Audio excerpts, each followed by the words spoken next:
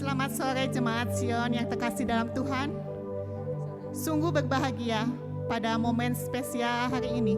Kita bersama-sama bisa hadir, berkumpul bersama untuk memperingati hari ulang tahun GKI Sion. Sebelumnya izinkan kami berdua mengucapkan Selamat ulang tahun GKI Sion. Jemaat sekalian, 18 Januari 1981 Tuhan mengizinkan GKI Sion berdiri. Dan malam ini kita akan memperingati 41 tahun GKI Sion berjalan dalam kasih dan anugerah Tuhan. Melewati waktu demi waktu, musim demi musim, angkatan demi angkatan, generasi demi generasi, kasih dan penyertaan Tuhan senantiasa setia dan sempurna. Untuk itu mari kita bersyukur, kita nyatakan syukur kita. Kita berikan hormat kemuliaan bagi Tuhan kita, sebab Allah kita begitu besar. Dia mengasihi GKI Sion. Oh Bapakku, hatiku bersyukur. Oh Bapakku, hatiku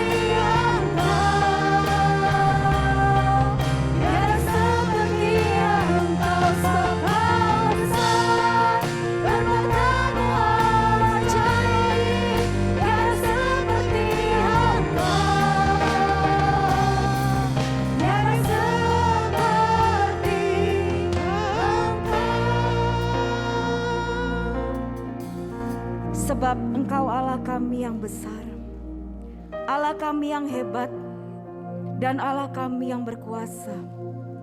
Sungguh hati kami tidak henti-hentinya mengucap syukur dan berterima kasih kepadamu ya Allah. Karena 41 tahun sudah Engkau memimpin, Engkau menolong, Engkau menguatkan GKI Sion. Terima kasih Tuhan, kami boleh ada di tengah-tengah GKI Sion sebagai keluarga besar. Hati kami sungguh bersyukur karena perbuatan tangan Tuhan dan anugerah Tuhan bagi gerejamu. Dan hari ini Tuhan, kami mau bersama-sama bersukacita merayakan kebaikan Tuhan, kasih setia Tuhan bagi GKI Sion. Karena itu terimalah segala pujian dan penyembahan kami. Biarlah sungguh hati kami boleh terangkat kepada Tuhan. Terima kasih Bapa dalam surga. Di dalam nama Tuhan Yesus kami sudah berdoa dan kami bersyukur. Amin. Silakan duduk Bapak Ibu sekalian. Bapak Ibu, saya ingin mengajak kita semua untuk sedikit menoleh ke belakang. Mari kita mengingat-ingat kapan mulai kita mengenal GKI Sion. Kapan kita mulai menjadi anggota GKI Sion, menjadi satu dalam keluarga GKI Sion. Mungkin ada sejak tahun 80-an, 90-an, 2000, 2010, 2020. Pasti di antara jemaat sekalian telah melihat bagaimana perjalanan panjang GKI Sion. Selain banyak karya Tuhan dan berkat yang telah Tuhan berikan melalui GKI Sion, gereja ini juga menghadapi tantangan yang tidak mudah. Sepanjang perjalanannya, gereja kita telah mengalami gejolak keamanan, ketiadaan hamba Tuhan yang tetap, krisis kepemimpinan, krisis penata layan, perselisihan anggota, tidak adanya regenerasi, kesulitan finansial. Itu semua Tuhan izinkan untuk dialami oleh GKI Sion. Namun pada malam hari ini, kita melihat kasih Tuhan yang begitu besar. GKI Sion tetap berdiri di tengah-tengah kota Tasikmalaya, di tengah jemaat Tuhan yang mengasihi Tuhan dan mengasihi gerejanya. Mari Bapak Ibu, lihatlah dan rasakan betapa baiknya Tuhan.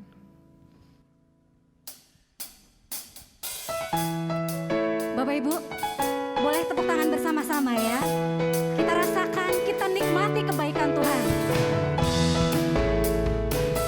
Mari kita mengecap dan melihat betapa baiknya Tuhan itu. Ucaplah dan lihatlah betapa baiknya Tuhan itu. Rasakan dan nikmati kasih setia Tuhan. Ucaplah dan lihatlah betapa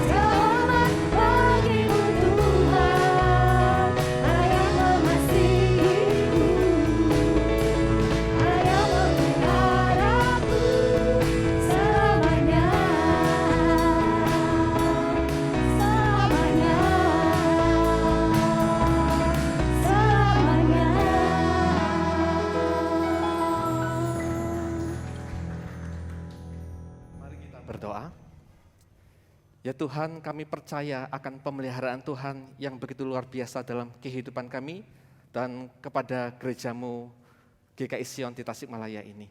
Terima kasih atas anugerah Tuhan yang begitu besar. Hari ini kami merenungkan kebenaran firman Tuhan. Mohon Tuhan yang menolong kami sehingga kami boleh mengerti dan memahami firman Tuhan. Terima kasih Tuhan, ini doa kami. Dalam nama Tuhan Yesus kami berdoa. Amin. Silakan duduk kembali. Apakah saya diberikan mimbar panitia?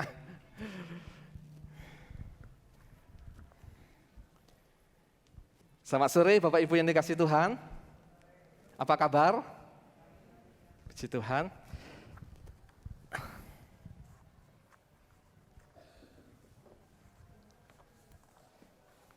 Hari ini kita akan membahas tentang satu tema, yaitu gereja yang menginspirasi. Mari kita membuka Alkitab kita di dalam Kolose pasal yang ketiga ayat 23.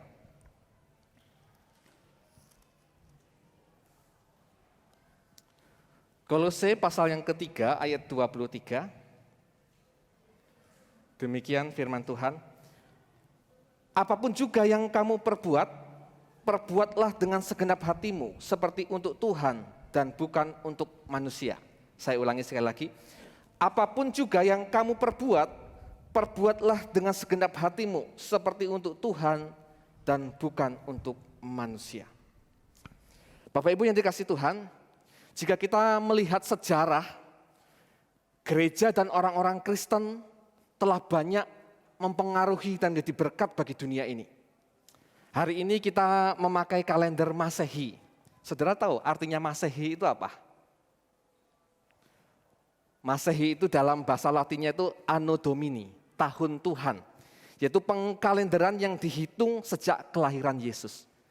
Dunia internasional memakai kalender Masehi ini. Itu artinya pengaruh kekristenan, pengaruh gereja itu sudah mendunia dan luar biasa sekali. Dan juga ada banyak warisan budaya, seni dan penemuan-penemuan hebat yang diwariskan oleh gereja dan orang-orang Kristen kepada dunia ini. Saudara kenal Michelangelo, seorang pelukis tersohor itu? Barangkali juga saudara mengenal Beethoven, Johann Sebastian Bach, pemusik dan komposer yang melegenda itu. Saudara mungkin juga mengenal, pernah mendengar penemu-penemu hebat yang mengubah dunia ini. Sebut saja Thomas Alva Edison, Isaac Newton, Alexander Graham Bell, Blaise Pascal, dan banyak orang Kristen yang telah menyumbang sumbangsi yang besar bagi dunia ini. Saya ingin saudara melihat bagan ini.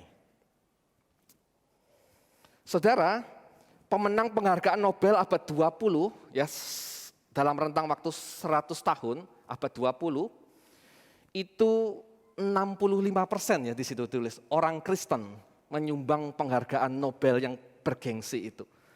Ilmuwan hebat itu dipenuhi oleh anak-anak Tuhan, orang-orang Kristen. Dan kemudian nomor 2 oleh orang Yahudi, 21%. Ini orang Kristen memang sudah menjadi berkat bagi dunia ini dengan penemuan-penemuan yang sangat hebat sekali. Ini menakjubkan sekali Bapak Ibu yang dikasihi Tuhan. Kalau banyak orang berkata, orang Kristen mah agamanya orang bodoh, tidak rasional. Ya disenyumin saja ya, karena faktanya orang Kristen adalah orang-orang yang sangat luar biasa menentukan arah sejarah dunia ini. Saudara yang dikasihi Tuhan, sampai sekarang terasa warisan Kristen yang unggul di dunia ini. Dalam bidang pendidikan, siapa yang tidak mengenal Harvard University? Salah satu universitas nomor 1 di dunia, Harvard University. Motonya, saya membaca sejarahnya, di awal-awal didirikan universitas itu, yaitu to know God and Jesus Christ. Untuk mengenal Tuhan dan mengenal Yesus Kristus. Dulunya Harvard University itu hanya seperti seminari para pendeta saja. Tapi kemudian berkembang menjadi universitas dan menjadi universitas terbaik di dunia. Saudara, pertanyaan saya begini, dorongan apa yang membuat gereja dan orang-orang Kristen itu menghasilkan karya-karya terbaik dan sulit untuk ditandingi? dorongannya apa sampai orang Kristen ini begitu hebat-hebat dan pintar-pintar? Saudara, dorongannya adalah penghayatan terhadap pengorbanan Kristus, kasih yang tiada tara, sehingga mereka terdorong untuk mengembalikan dan mempersembahkan hidup ini kepada Tuhan. Jadi Tuhanlah yang menjadi inspirasi, menjadi motivasi, menjadi tujuan dari karya-karya mereka itu, dari kehidupan mereka itu. Bapak Ibu mungkin pernah membaca kisah Johann Sebastian Bach ya. Waktu dia menulis sebuah lagu, mengarang sebuah lagu, dia selalu di halaman pertama dia kasih inisial JJ, artinya Jesu Juva, Yesus tolong saya. Setelah dia tulis begitu, dia mengarang sebuah lagu dan selesai di akhir dia tulis inisial SDG. SDG itu artinya Solidio Gloria. Segala kemuliaan hanya untuk Tuhan. Sehingga menghasilkan karya yang begitu agung dinikmati oleh orang-orang di seluruh dunia ini. Ini mengingatkan kita kepada perkataan Paulus yang berkata begini, sebab segala sesuatu adalah dari Dia, oleh Dia, dan kepada Dia, bagi Dialah kemuliaan sampai selama-lamanya. Saudara juga barangkali pernah mendengar Beethoven, juga pemusik atau komposer yang mendunia itu. Dia pernah berkata begini, boleh slide-nya? Bagiku tak ada hal yang lebih menggembirakan selain bertemu dengan Allah, lalu sesudah itu memantulkan cahaya wajahnya kepada orang lain. Saudara, Beethoven telah memantulkan cahaya Tuhan dalam bentuk karya musik yang terus abadi hingga kini. Dia juga mengatakan, tujuanku adalah menghadirkan kemuliaan Allah dan menggetarkan kalbu para pemusik yang melantunkan lagu-lagu ini serta para pendengarnya. Ini luar biasa orang-orang Kristen. Saudara, saya pernah mendengar perkataan dari pendeta Stephen Tong. Dia mengatakan begini, ada banyak orang non-Kristen juga menghasilkan karya-karya yang bagus. Bagus, tapi tetap tidak bisa dibandingkan dengan karya-karyanya orang Kristen. Sebabnya apa, saudara? Beliau mengatakan begini, sebab sesuatu yang dihasilkan demi memuaskan kesenangan diri sendiri, atau kesenangan orang lain, itu tetap saja berbeda dan tidak bisa dibandingkan dengan karya yang sudah dipersembahkan kepada Tuhan yang telah menyelamatkan hidupnya. Jadi orang yang terpikat oleh kasih Kristus, hidupnya akan jauh lebih menakjubkan dari orang-orang dunia ini. Orang yang sudah, saya katakan orang yang sudah jatuh cinta terhadap kasih Tuhan itu, terhadap Tuhan itu yang luar biasa. Sehingga hidupnya penuh dengan kesungguhan, totalitas. Saudara, saya ingin mengajak kita merenungkan begini. Orang kalau sudah hatinya terpikat, sudah jatuh cinta, ini orang tuh perilakunya sangat ajaib sekali. Saudara ingat dulu waktu pacaran, kalau sudah jatuh cinta, mungkin saudara akan berusaha yang terbaik untuk orang yang saudara cintai. Betul kan? Nanti kalau sudah menikah, berbeda. Nggak tahu, saudara sudah nggak jatuh cinta lagi atau bagaimana. Saya pernah terpingkal-pingkal membaca sebuah berita, boleh ditayangkan? Nah ini, pemuda bucin itu istilah sekarang itu apa toh? Budak cinta ya. Pemuda bucin total, jual isi rumah demi pacar, genting-gentingnya dijual demi pacarnya. Ini saya terpingkal-pingkal, ini pemuda dari Bantul ya, Yogyakarta. Saya membayangkan, wah ini totalitas banget nih orang ya kalau mencintai. Totalitasnya ke arah yang salah tapi. Bayangkan kalau rumahnya saja gentengnya dicopotin, dijual demi kasih hadiah ke pacarnya. Dia tidurnya bagaimana itu? Tidurnya dia rela kena hujan atau panas demi yang dicintai. Itu pengorbanan yang luar biasa. Tapi ya ngawur bagi saya. Tapi yang ingin saya katakan adalah kekuatan sebuah cinta itu mengerikan sekali. Raja Salomo pernah mengatakan cinta itu kuat seperti maut gitu ya. Wah, kuat sekali. Memang orang kalau sudah cinta, jatuh cinta itu apalagi dialirkan kepada satu yang positif dalam hidupnya, itu luar biasa sekali. Ada banyak orang Kristen, Bapak Ibu yang dikasihi Tuhan, yang ketika hidupnya terpikat oleh kasih Tuhan yang begitu besar, Dia mempersembahkan hidupnya secara totalitas, sepenuh hati. Dan hasilnya tadi yang saya kasih data tadi ya, 65% para ilmuwan, para orang-orang hebat itu dipenuhi oleh anak-anak Tuhan, orang-orang Kristen. Saudara, ayat tadi yang kita baca saudara-saudara, segala sesuatu yang kamu lakukan, lakukanlah dengan segenap hatimu seperti untuk Tuhan dan bukan untuk manusia. Saya ingin mengatakan begini, ada hubungan yang erat antara kehidupan yang totalitas, yang sungguh-sungguh dengan cinta kepada Tuhan. Orang yang cinta kepada Tuhan itu pasti hidupnya sungguh-sungguh dan totalitas untuk melakukan sesuatu. Apalagi sesuatu itu untuk Tuhan. Pasti totalitas. Dan ayat ini menegaskan apa yang saya katakan ini. Ada hubungan yang sangat erat antara totalitas dan cinta kepada Tuhan. Kepada Tuhan yang sudah berkorban dan menyatakan cintanya kepada kita. Penyerahan diri secara totalitas dan sepenuh hati. Itu layak kita berikan kepada Tuhan.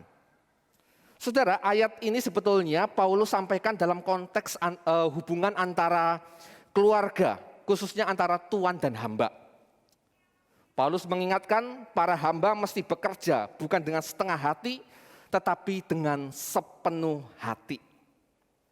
Saudara, dulu saya pernah menjelaskan para hamba itu, saudara-saudara, itu adalah tawanan perang, narapidana, atau orang yang dijual oleh keluarganya sendiri untuk bayar hutang, dijual kepada orang lain untuk dijadiin budak, hamba ya. Nah bayangkan saudara, hamba seperti ini kalau bekerja kepada tuan yang barunya itu kan secara terpaksa dia bekerja kepada tuan yang baru itu. Dia tidak digaji, hanya dikasih makan, seperti pelihara binatang saja. Orang yang punya budak zaman dulu, suruh bekerja. Nah di posisi budak, bagaimana dia bisa bekerja dengan sepenuh hati kepada tuan yang seperti itu? Ya saya kerja nggak digaji, saya juga dipaksa, dijual oleh keluarga saya. Bagaimana mungkin saya bisa bekerja dengan sepenuh hati kepada tuan ini? Dia siapa? Begitu. Tapi Paulus tetap mengatakan, segala sesuatu yang kamu lakukan, lakukan dengan segenap hatimu. Seperti untuk Tuhan, bukan untuk manusia. Ini menarik sekali Bapak Ibu yang dikasihi Tuhan. Paulus menegaskan, kalau tuanmu itu tidak layak mendapatkan sepenuh hatimu, anggap saja tuanmu adalah Tuhan. Kerjakan untuk orang itu, bekerjalah untuk orang itu dengan segenap hatimu. Dan anggap saja tuanmu adalah Tuhan. Sehingga para hamba ini diharapkan untuk menjadi berkat bagi banyak orang, walaupun statusnya terpaksa sebagai hamba. Saudara, begini yang ingin saya katakan. Kalau hamba saja dituntut untuk bekerja dengan sepenuh hati, ya, melakukannya untuk Tuhan, pekerjaan-pekerjaan lain juga harus demikian. Harus dilakukan dengan sepenuh hati dan katakanlah itu untuk Tuhan. Paulus ingin memberikan sebuah prinsip kehidupan bagi orang Kristen.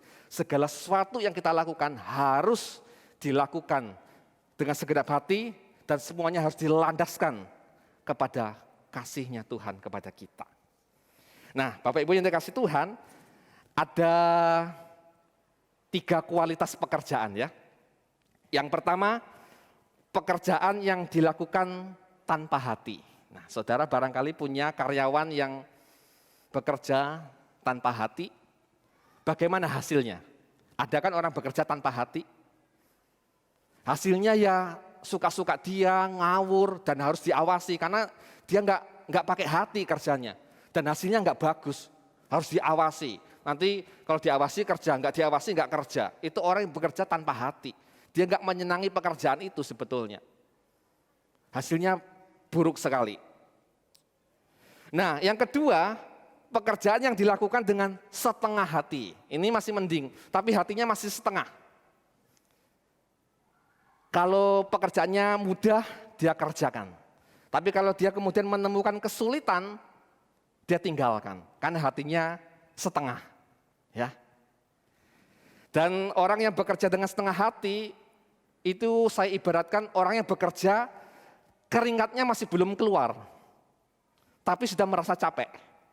Karena sering mengeluh. Karena sebenarnya dia hanya setengah hati mengerjakan pekerjaan itu. Dan kalau ada tantangan dia mundur. Dia tidak suka cita. Itu kualitas pekerjaan yang kedua, dengan setengah hati. Yang ketiga, pekerjaan yang dilakukan dengan sepenuh hati. Ini hasilnya bagus. Orang yang bekerja dengan sepenuh hati, totalitas, sungguh-sungguh, dia menyukai pekerjaannya, dia lakukan dengan senang. Orang lain yang menerima pekerjaannya merasa diberkati, dan orang ini menjadi anak orang yang menyenangkan sekali karena bekerja dengan sepenuh hati. Oke, Bapak Ibu, pertanyaan saya gini, kira-kira dari 3 hal ini, kualitas pekerjaan itu, mana yang menginspirasi? Nomor 1, nomor 2, atau nomor 3? Bekerja tanpa hati, setengah hati, atau sepenuh hati yang menginspirasi? Yang sepenuh hati. Hasilnya pasti bagus dan kita jadi berkat karena bekerja dengan totalitas. Nah, kalau hari ini tema kita adalah menjadi gereja yang menginspirasi. Kuncinya cuma satu. Apapun bagian kita, baik sebagai jemaat, hamba Tuhan, majelis, kerjakan bagian kita dengan sepenuh hati. Pasti gereja ini akan menjadi gereja yang menginspirasi. Amin. Jadi jemaat yang sepenuh hati. Sekali Yesus tetap Yesus, tidak akan terombang-ambing. Sekali Sion tetap Sion. Walaupun tidak menyenangkan, walaupun gereja ini sudah bagi saya menyebalkan, katakanlah begitu ya. Tetap saya mau beribadah kepada Tuhan. Saya ingat perkataan John Calvin itu begini, reformator gereja. Gereja itu seperti mamah kita. Barangkali seiring bertambahnya usia, mama kita itu sudah tidak menarik lagi, sudah tidak cantik lagi, sudah barangkali pikun dan barangkali rewel mama saya. Tapi tidak mungkin kan kita meninggalkan mama kita. Walaupun dia sudah tidak cantik lagi, dia tetap mama saya. Gereja itu juga harus dipandang seperti itu. Ini kata John Calvin ya. Walaupun tidak memuaskan hasrat saya, tapi gereja ini yang mendidik saya, yang mengajarin kebenaran dari kecil sampai saya dewasa. Walaupun sekarang saya tidak terlalu menyukai gereja saya, tapi saya tidak bisa meninggalkan gereja ini. Nah, ini menarik. Nah, saudara, jadilah jemaat yang sepenuh hati. Dukung gereja ini, doakan gereja ini. Kalau ada kegiatan-kegiatannya, hadirilah, datangilah saudara-saudara.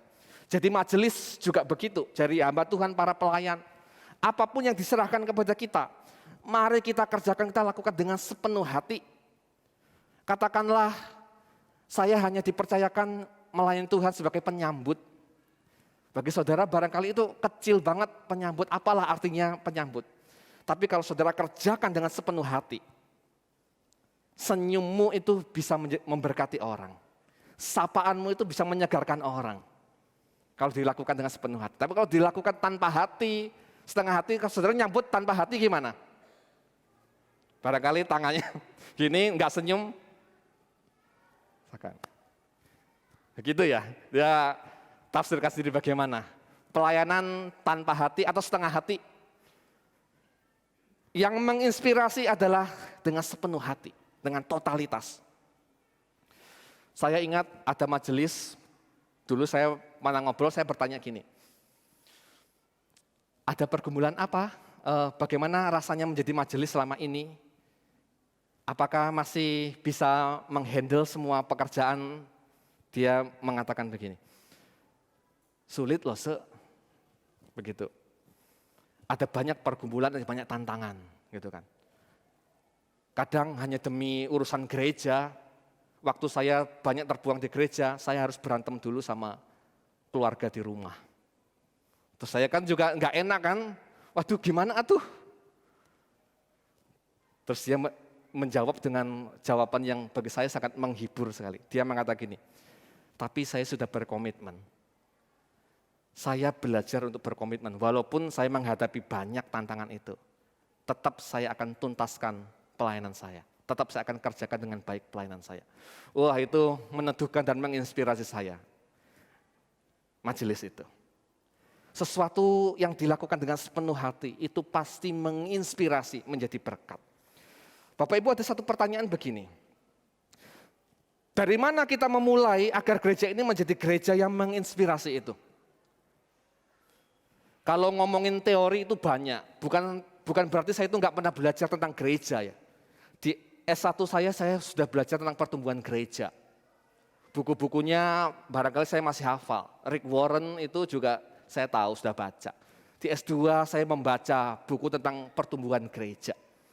Dan kemudian teman-teman saya banyak para pendeta di kuliah itu bertukar pandangan bagaimana membangun sebuah gereja yang baik itu. Bukan saya tidak mengerti teori, tapi teori-teori yang bagus itu kalau tidak dikerjakan dengan sepenuh hati, kan sia-sia kan, nggak ada artinya itu semua. Percuma gereja ini memiliki program yang bagus, visi misi bagus, kegiatannya bagus, tapi tidak dikerjakan dengan sepenuh hati, itu sia-sia. Karena itu bagi saya, menjadi gereja yang menginspirasi, itu kuncinya cuma satu. Kerjakan bagian kita dengan sepenuh hati. Dengan sepenuh hati. Walaupun itu kecil yang kita lakukan, kadang kegiatan kita nggak bagus, kadang ya kita kurang kreatif, tapi kalau kita kerjakan dengan sepenuh hati, pasti akan menjadi berkat dan menginspirasi. Amin. Amin. Puji Tuhan. Saudara, Cilia seminggu yang lalu menulis sebuah renungan, ya renungan GKI Sion, tanggal 18 Januari. Katanya begini, kalau orang tanya kepada saya, kamu bergereja di mana? Dijawab, Sion. Orang lain langsung menjawab bagaimana? Oh, Sion, gereja yang orang-orangnya suka ngumpul-ngumpul sore hari, makan-makan, masak-masak. Saya itu pengen tanya sama Cilia itu gini, itu orang tuh wajahnya gimana kalau tadi kasih menyampaikan kesan seperti itu? Nyinyir atau memang ini bernada positif? Atau mungkin gini gayanya, oh gereja yang suka makan-makan itu ya, mukanya kayak gitu berarti itu negatif banget itu gereja ini. Tapi kalau dengan wajah yang positif, berarti gereja kita sudah menginspirasi. Makan-makan kan tidak selalu jelek artinya. Persekutuannya bagus, orangnya murah hati, bisa diartikan begitu. Juga katanya kesan orang tentang gereja ini, oh gereja yang basarnya itu selalu ramai ya. Begitu ya, basarnya selalu ramai. Ini positif atau negatif ini? Basarnya selalu ramai. Semoga positif ya. Tapi begini, Bapak Ibu yang dikasihi Tuhan, ini betul. Saya pernah bertemu dengan beberapa pendeta di Tasikmalaya ini, juga begitu kalau ketemu saya, bagaimana pelayanannya? Oh baik Pak. Oh basarnya selalu ramai ya, apa sih rahasianya? Dia juga tanya begitu sama saya. Basarnya Sion ini menjadi banyak pembicaraan orang-orang di luar ya. Jadi menurut saya ini gereja ini menginspirasi, basarnya ya. Gerejanya menginspirasi. Saya jawabnya bagaimana ya, gitu kan? Apa sih rahasianya basarnya Sion itu ramai terus? Wah saya sendiri juga nggak tahu kenapa ya Pak. Tapi begini Bapak Ibu, setelah saya renungkan ya, gereja ini memiliki kekuatan yang kadang jarang disadari ya. Gereja kita ini kecil, memang kecil. Tapi gereja lain yang lebih besar kalau mengadakan basar tidak akan seramai Sion. Kekuatannya apa? Kekeluargaan yang tinggi itu. Kekeluargaannya itu tak tertandingi di Tasikmalaya. Ini gereja ini ya. Tepuk tangan dulu dong.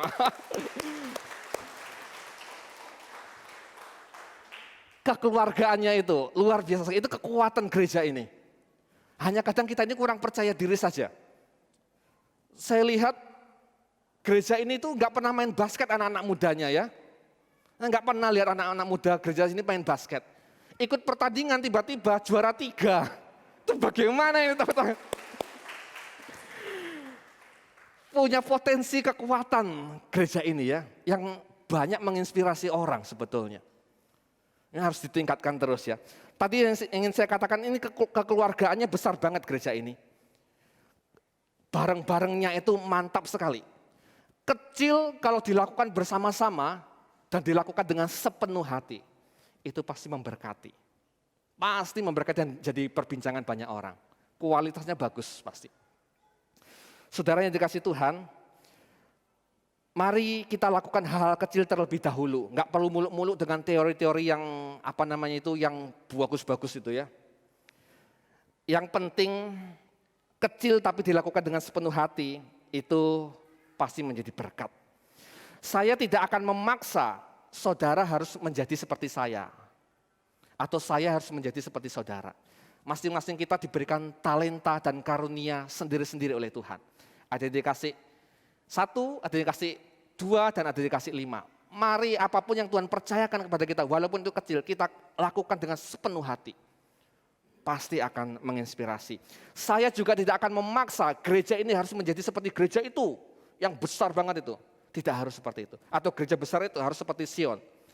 Tidak, masing-masing gereja memiliki konteksnya, memiliki karakternya, memiliki pergumulannya sendiri. Dan biarlah kita berkarya dan bertumbuh sesuai dengan apa yang Tuhan percayakan kepada kita. Yang penting semuanya harus dikerjakan dengan sepenuh hati. Itulah yang menginspirasi. Amin, mari kita berdoa.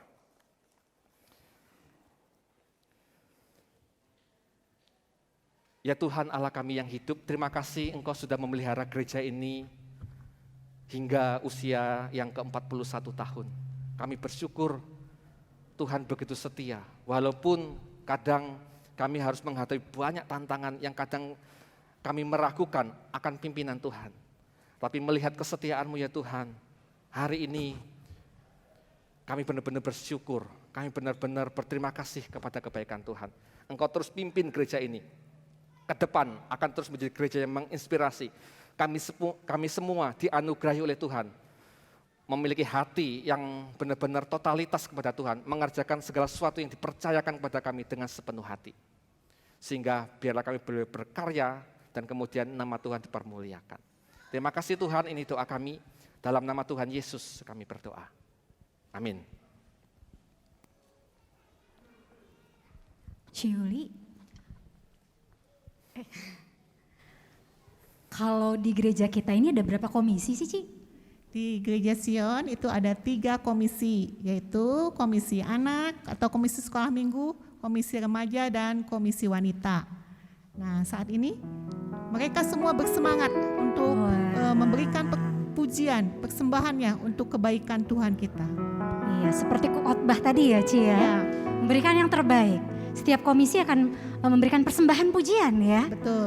Saat Oke. ini akan dimulai oleh komisi sekolah minggu. Komisi sekolah minggu, anak-anak silahkan naik ke panggung. Inilah anak-anak kita. Beri tepuk tangan Bapak Ibu.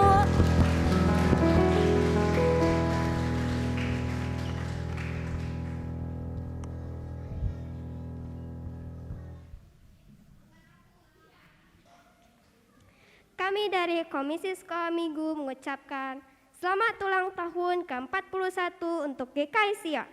Opa, Oma, Om, Tante, Koko, dan Cici, yuk sebagai jemaat GKI Sion, kita terus menjadi bintang seperti di langit yang menerangi dunia ini, sehingga banyak orang yang percaya kepada Tuhan.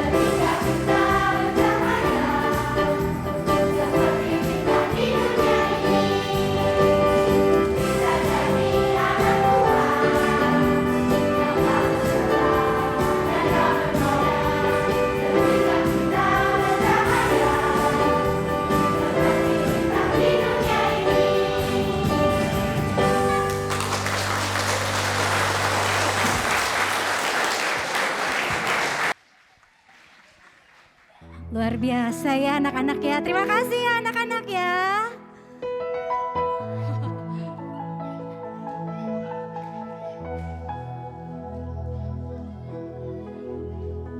Sungguh ada semangat yang besar yang diperlihatkan oleh anak-anak sekolah minggu kita ya. Betul Ci. Demikian penampilan dari guru-guru sekolah minggu beserta anak-anak sekolah minggu. Terima kasih lose-lose.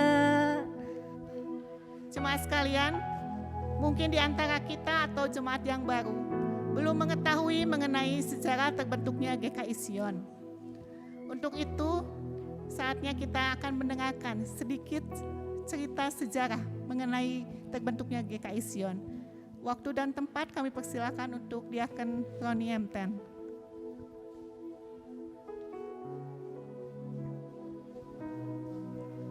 Selamat sore rekan-rekan, saudara-saudara sekalian.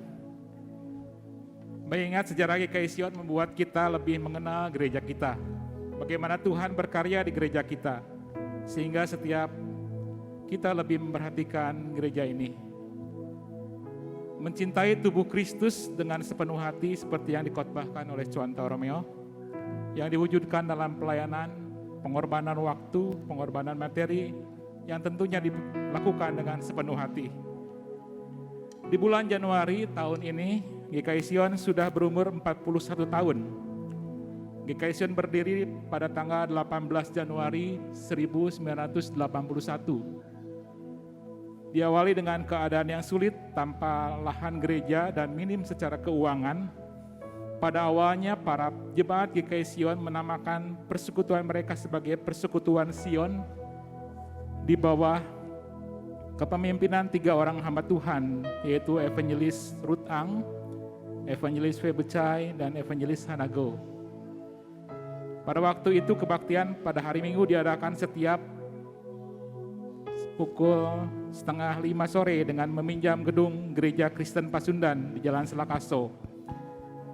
Di gedung GKP ini juga diadakan ibadah sekolah minggu untuk anak-anak, persekutuan pemuda, persekutuan remaja, persekutuan doa, dan pemahaman Alkitab. Pada tanggal 17 Februari 1981, secara mendadak, BPMS, Badan Pengurus Majelis Sinode, mengadakan rapat beserta dengan wakil dari Persekutuan Sion, memutuskan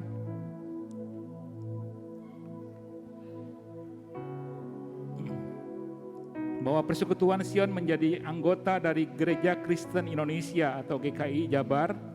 Pada tanggal 9 Maret 1981 diadakan pertemuan antara wakil BPMS Jabar, BPMK Badan Pengurus Majelis Klasis Cirebon, BPMK Priangan, dan seluruh anggota Persekutuan Sion di GKI Jabar, Gunung Pereng, Tasikmalaya. Di dalam pertemuan diputuskan bahwa Persekutuan Sion diubah nama status menjadi Bakal Jemaat atau Bajem GKI Gunung Pereng Tasikmalaya. Pada tanggal 10 Mei 1981, Evangelis Ruth Ang diteguhkan sebagai penatua khusus di Bajem Sion Tasikmalaya bersama dengan penatua Paulus Simewan almarhum yang diutus untuk membantu pelayanan. Peneguhan ini dilakukan oleh GKI Gunung Pereng Tasikmalaya. Beberapa bulan setelah itu, tepatnya tanggal 29 Agustus 1981, Jemaat Bajem Sion Tasikmalaya dapat membeli sebidang tanah seluas 2.700 meter persegi yang terletak di Jalan Pengaduan Kuda, sekarang Jalan Tentara Pelajar, di tempat ini kita sekarang. Tahun 1982 Gunung Galunggung meletus dan material vulkanis berupa pasir dan yang jatuh di area lahan gereja dipakai untuk meratakan tanah gereja ini. Pada tanggal 30 Januari 1986 disaksikan oleh wakil BPMS, BPMK Cirebon, dan BPMK Priangan, Bajem Sion dipindahkan menjadi bagian dari GKI Klasis Priangan. Pada tanggal 17 Februari 1986, BPMK Priangan mengadakan pelawatan ke Tasikmalaya dan menetapkan bahwa Bajem Sion berada di bawah asuhan GKI Kanaan, Jakarta, dan mengutus pendeta David Chu sebagai pendeta konsulen. Sejak pindah di Jalan Tentara Pelajar selama bertahun-tahun, ibadah di gereja ini dilakukan di ruang kelas yang saat itu dipergunakan untuk kebaktian remaja sekolah minggu, tetapi pada tanggal 2 Februari 2012 dimulailah pembangunan gedung gereja segera setelah izin mendirikan bangunan diterbitkan oleh pihak pemerintahan Kota Tasikmalaya. Pada waktu sekitar 1,5 tahun, gedung gereja selesai dibangun. Pada saat itu, Gembala GKI Sion adalah Evangelis Romeo Wibowo, seorang alumnus dari Seminari Alkitab Asia Tenggara angkatan tahun 2008. Beliau menggantikan tugas pengembalaan gereja dari Pendeta Rutang yang telah memasuki masa emeritasi sejak tanggal 24 Oktober 2008. Selamat ulang tahun, selamat mengingat kebaikan Tuhan atas umatnya. Segala kemuliaan bagi Tuhan. Tuhan memberkati kita semua. Terima kasih Coach Syum. Tidak dapat disangka lagi, perjalanan panjang GKI Sion senantiasa berjalan dalam anugerah demi anugerah Tuhan. Dan seiring berjalannya waktu, di dalam suatu gereja senantiasa memerlukan regenerasi, generasi baru yang mencintai Tuhan dan mencintai gerejanya. Dan kita bersyukur, Komisi Remaja GKI Sion sebagai bagian dari generasi muda GKI Sion saat ini akan mempersembahkan pujiannya. Komisi Remaja GKI Sion, dipersilahkan. Oh, dari sini, silakan.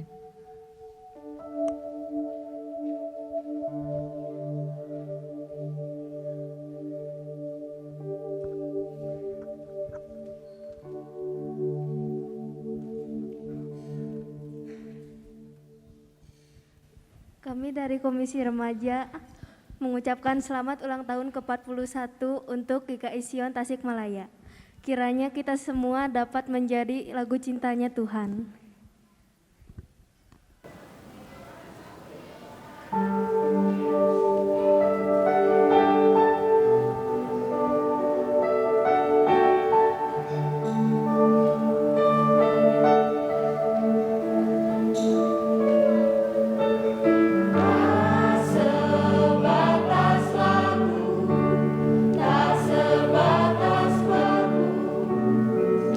Ku datang Tuhan.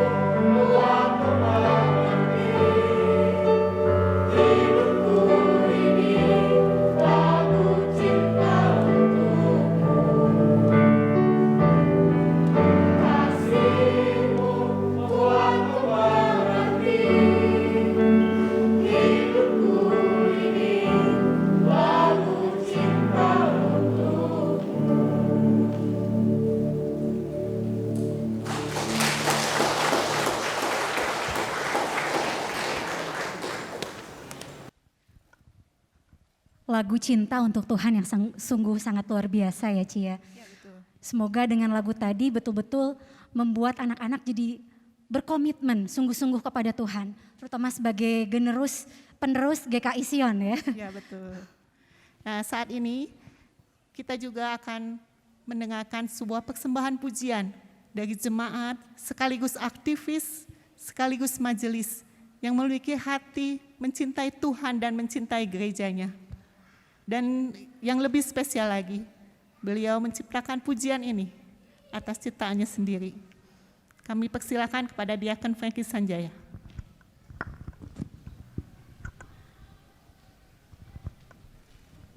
Shalom Bapak Ibu. Sebelumnya saya mengucapkan selamat ulang tahun buat Gereja Sion yang ke-41. Kiranya gereja ini boleh terus diinspirasi oleh firman untuk menginspirasi dunia. Dan di momen ulang tahun GKI Sion yang ke-41 ini, saya rindu untuk membagikan satu pujian.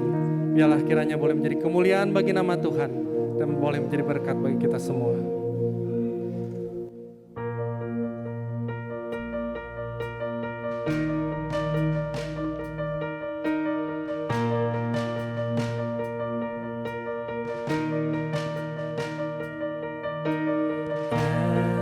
Together, hand in hand all time. When we're together, stronger than before. God's word fulfill us, shining you and me.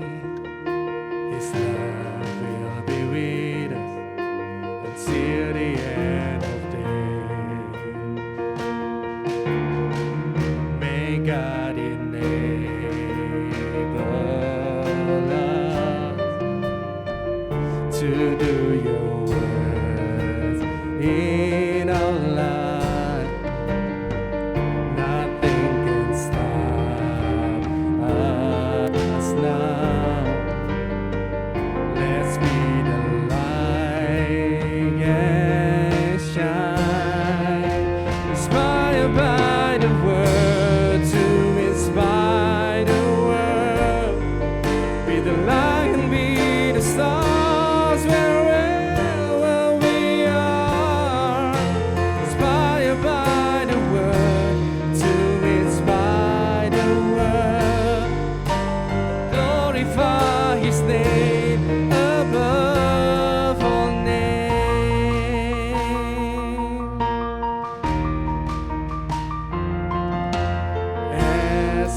Together, hand in hand all time.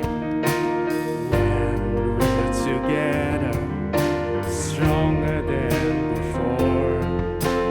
God's word fulfill us, shining you and me. His love will be with us until the end of the day. May God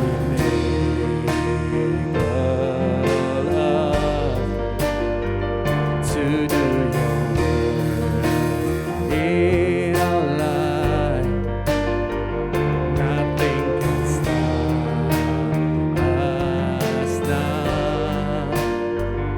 Let's be the light and shine, inspired by the word to inspire the world.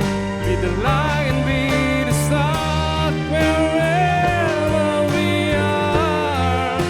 Inspired by the word to inspire the world.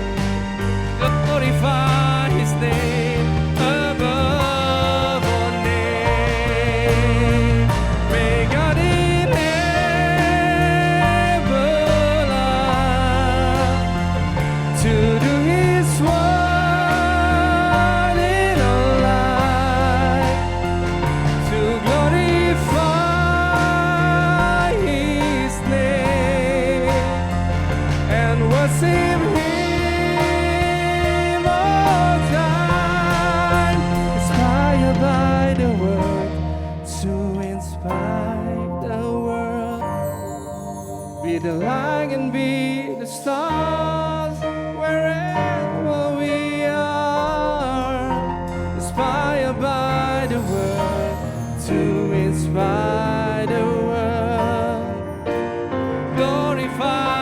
name above all names. Inspired by the word, to inspire the world. Be the light and be the star wherever we are. Inspired by the word, to inspire the world. Glorify His name above all names. Glorify His name above all names.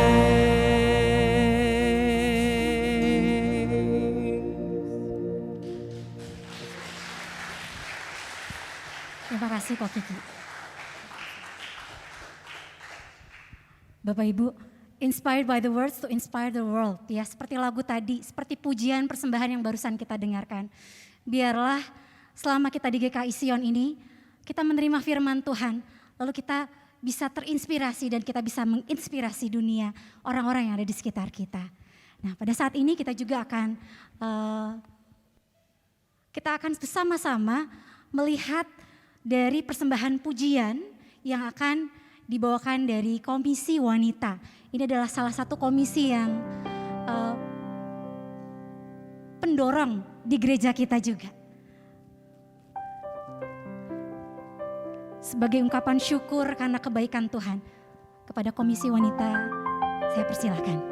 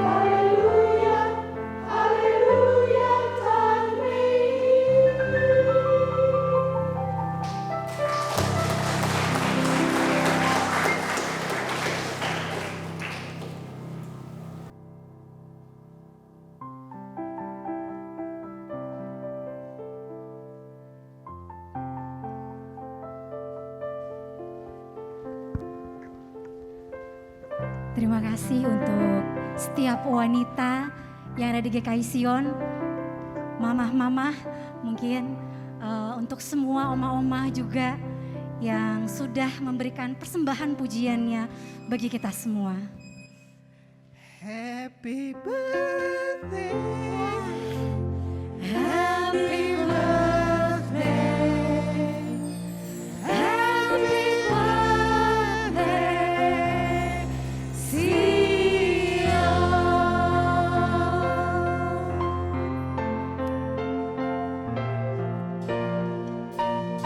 kami mengundang perwakilan dari tiap komisi untuk bersama-sama maju ke depan.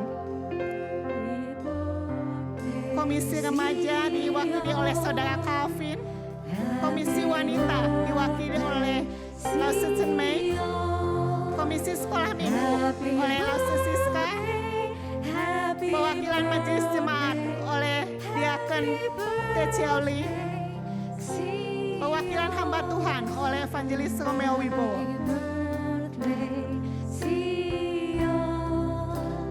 Happy birthday, Sion.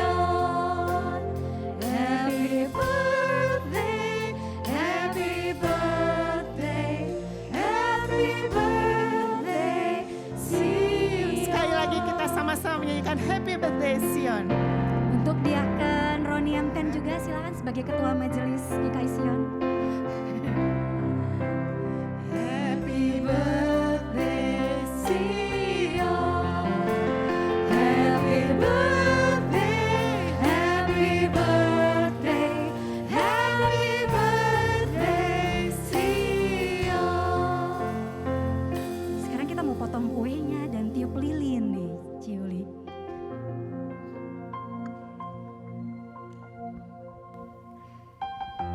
Dipersilahkan untuk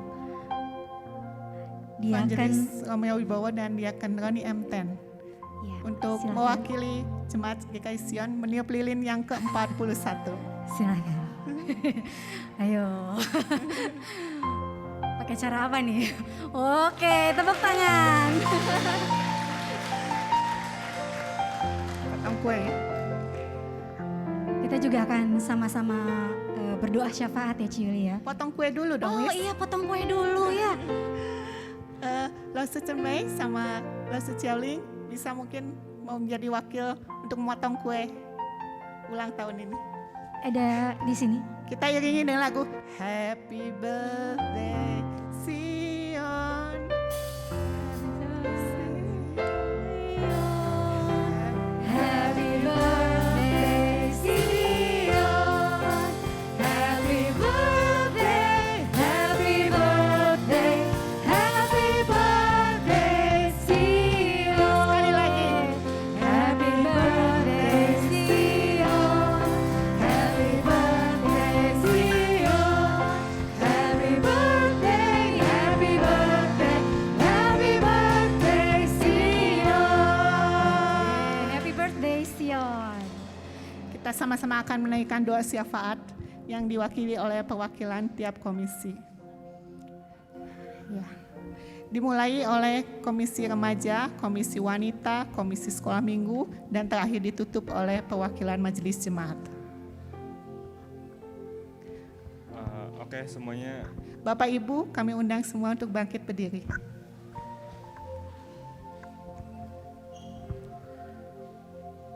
Mari kita berdoa. Ya Tuhan, kami berdoa untuk setiap jemaat di GKI Sion. Kiranya kami semua boleh terus bertumbuh semakin mengasihi Tuhan. Lewat firman Tuhan yang kami dengar dan yang kami pelajari, biarlah kerohanian kami semakin bertumbuh sehingga kami dapat berbuah dan menjadi berkat bagi semua yang kami temui. Karena itu, kami mohon Tuhan terus membimbing dan menyertai setiap kami. Terima kasih Tuhan, dalam nama-Mu kami berdoa. Amin. Kita berdoa. Tuhan, sungguh besar kasih setiamu kepada kami. Engkau telah menopang dan memelihara gereja kami selama 41 tahun. Kami bersyukur itu semua adalah karena anugerah dan kemurahan-Mu kepada kami. kami boleh melihat Tuhan berkarya di dalam gereja dan jemaat kami. Pada saat ini secara khusus kami ingin berdoa buat komisi anak sekolah minggu. Tuhan, kami bersyukur Engkau telah memanggil guru-guru sekolah minggu kami untuk tetap bersukacita melayani Tuhan, sudah mempersembahkan hidup, hati, tenaga untuk sepenuhnya melayani anak-anak, melayani Tuhan, memperkenalkan Tuhan Yesus kepada anak-anak, dan membawa anak-anak untuk percaya kepada Tuhan dan belajar firman Tuhan. Tuhan, kerinduan kami supaya Engkau terus memberikan sukacita di dalam melayani Tuhan dan melayani anak-anak, dan memberikan kami hati yang terus setia melayani-Mu Tuhan sampai akhir. Tuhan, ini doa kami yang kami naikkan dalam nama Tuhan Yesus. Amin. 我们祷告，亲爱的主耶稣，我们满心感谢赞美你。主耶稣，时间过得真快，现在又1年了。主耶稣，你带领我们的教会从以前的经过，深信以往你也要带领我们的教会，我们将我们的教会全然交在你的大能手中，求主你亲自引导祝福。主耶稣，我们也要为做我们教会的传道人祷告。主，你是给我们的教会有3个传道人，罗密欧传道，提摩地传道，纷纷传道，还有一位在新加坡我们的施政牧师郑道良牧师。主，感谢主，你让我们的传道牧师可以忠心的侍奉你，可以有上头的能力来传讲主你的话语，可以帮助我们，可以激励我们的爱心，可以启发我们对主的爱心，让我们可以将主你的话传开，拯救更多的人归向你。主耶稣，你知道我们人是软弱的，但是有我们的主会帮助我们。这时候我们也要为做你赐给我们个人有个人不同的恩赐，你让我们都能够借着个人的恩赐来侍奉主。主耶稣，你也知道，有的在聚会当中带领主领的，有的带领这个唱诗的，有的可以做翻译中文的，有的可以在各样的事工上来侍奉主的，还有我们知道，一些是这个组织学的老师，有的可以做这个职位，我们都仰望你，施恩祝福。主耶稣，我们更感谢你，你给我们有一些爱主的弟兄姐妹们，他们可以成为招待员。主耶稣，如果在我们看来，招待员是小，没有什么价值，但是在主你会帮助他们。主，特别是我真的受感动，每次当我来教会的时候，我看见很多爱主的弟兄姐妹做招待的，他们存着爱主的心，存着爱主这个微笑的心来接待我们，让我们可以来到主的教会里面，好像是一个家庭，好像有一个温暖的家庭。主耶稣，我们真的感谢你。主，巴不得我们的教会真正能够成为一个彼此相爱的教会。主耶稣，你也帮助我们的教会，真正好像圣经所说的，看啊，弟兄和睦同居，是何等的善，何等的美。主耶稣，让我们每一个弟兄可以感觉到，我们的教会有圣灵的充满，有彼此相爱的心，让我们能够发出主你的爱，带领更多的人来归向你，荣耀你的名，让你的名得着荣耀。主耶稣，还有一些的弟兄姐妹在这个网上帮助网上的工作，你也祝福他们，祝福每一个凡是圣工人员，求主你恩上加恩，赐福他们。还有，我们也感谢主，你兴起了很多弟兄姐妹，年轻的，做我们的教会的接班人。主耶稣，每个星期五有晨更，有这个灵修的分享。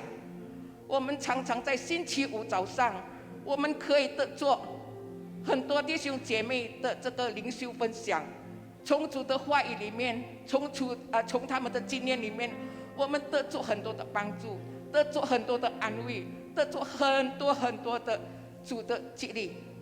主耶稣，我们谢谢你，你祝福我们教会的每一个圣工人员，祝福我们的教会的前途。你带领我们，让我们可以荣耀你的名，在我们教会里面，我们可以永神一人。谢谢主，我们这样的祷告，感恩，奉靠主耶稣生命求的，阿门。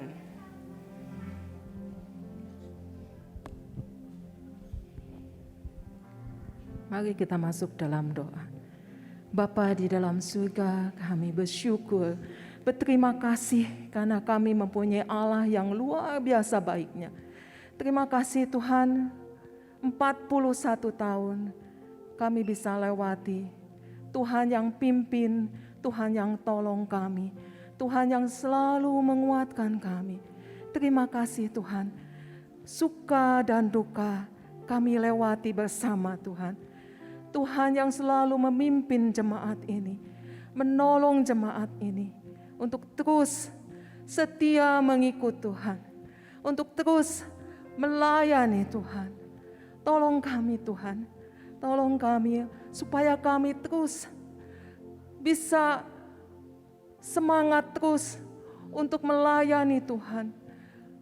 Setiap jemaat boleh saling mengasihi, saling menguatkan, saling memperhatikan satu dengan yang lain. Dan kami semua bersama-sama bergandengan tangan untuk terus melayani Tuhan, menyenangkan hati Tuhan. Terima kasih Tuhan, kami yakin Tuhan akan terus bersama kami. Kami akan lewati hari depan kami bersama dengan Tuhan. Tuhan, biarlah kami semua, setiap jemaat Tuhan, boleh menjadi inspirasi bagi banyak orang, bisa menjadi berkat bagi banyak orang, bisa menyenangkan hati Tuhan dan memuliakan nama Tuhan dalam setiap kehidupan kami. Terima kasih Tuhan untuk semuanya. Biar Tuhan terus menolong, memimpin, menuntun kami setiap hari. Terima kasih untuk kasih setiamu, pertolonganmu kepada kami. Di dalam nama Tuhan Yesus kami berdoa. Amin. Jemaat sekalian dipersilakan duduk.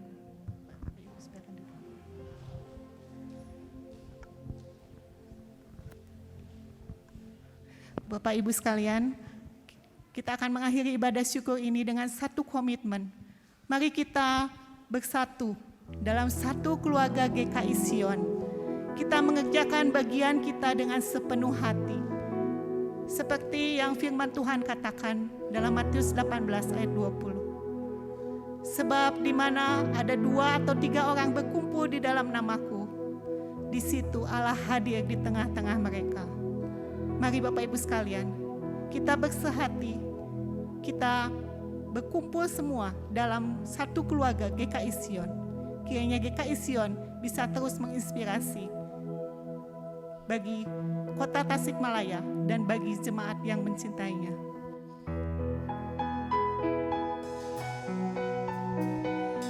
Di mana kita berkumpul, ada janji Tuhan yang begitu indah. Berkat-Nya akan dilimpahkan pada kita.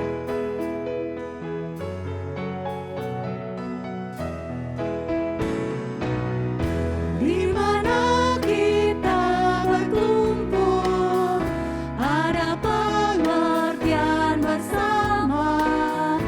Inilah janji Tuhanku, bersatu di dalamnya. Kasih-Nya penuhi kita, roti hidup Dia berikan. Inilah janji Tuhanku, bersatu di dalamnya. Di mana kita berkumpul, ada pengertian bersama. Inilah janji Tuhanku, bersatu di dalamnya. Kasih-Nya penuhi kita, roti hidup Dia berikan. Inilah janji Tuhanku, bersatu di dalamnya. Saya undang jemaat sekalian untuk bangkit berdiri. Beserta dengan kita, bagi berkat dalam Roh-Nya, semua anak dan umat-Nya, bersatu di dalamnya. Bersyukurlah pada Yesus, kehendak-Nya Ia tunjukkan. Ia tuntun jalan hidupku. Ku bersyukurlah, ku bersyukurlah, ku bersyukurlah.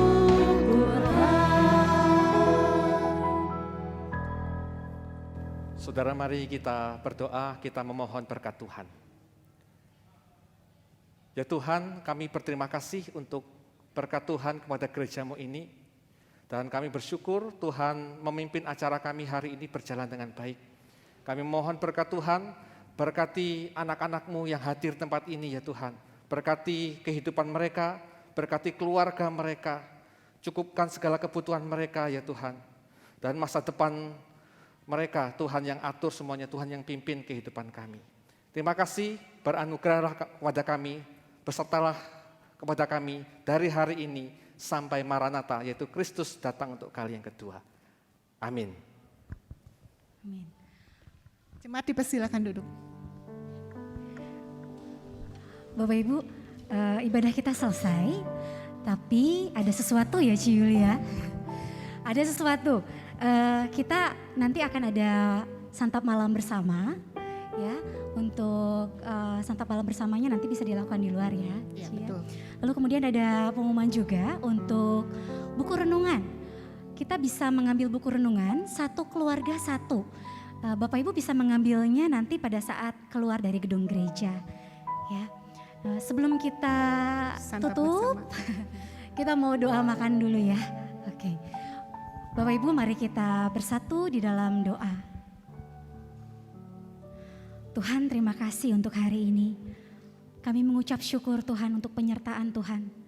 Kami bersyukur untuk segala sesuatu yang boleh kami nikmati dan rasakan bersama di GKI Sion.